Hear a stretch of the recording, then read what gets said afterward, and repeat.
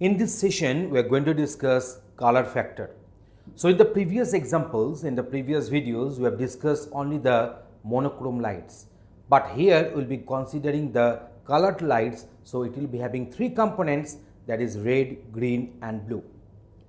So far we have discussed the illumination models considering only the monochromatic lights and surfaces.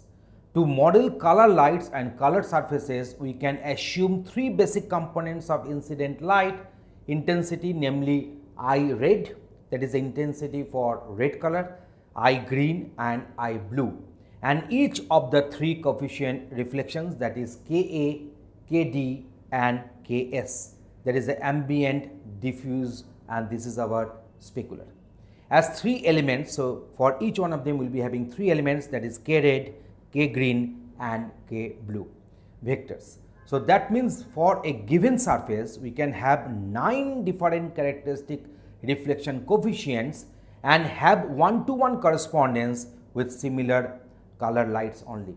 So here we are having 9 different components are there. So red, green, blue and here ambient, diffuse and specular. So if you go on considering all the combinations, we are having 9 different components. So for a surface exposed to white light from a point light source, reflections at as any point can be modeled by the following three equations. So for the resulting intensity for the red light, so that will be the respective formula.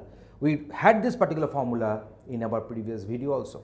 So that is our intensity for the ambient reflection. So now it is our R, that is the red component, and this is our reflectance, and here for the diffuse reflection, so this is our reflectivity.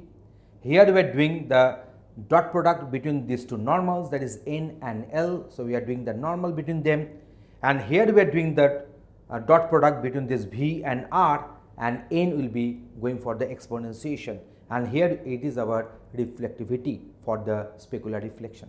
So in this way we have written three formula for three different colors, that is red, green and blue. You can watch this respective equations.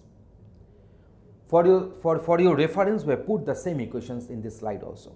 So the RGB intensities thus calculated can be used to adjust the electron beam intensity of the three electron guns in any RGB monitor to generate a pixel in our true color.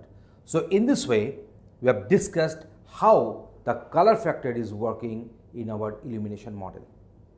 Thanks for watching this video.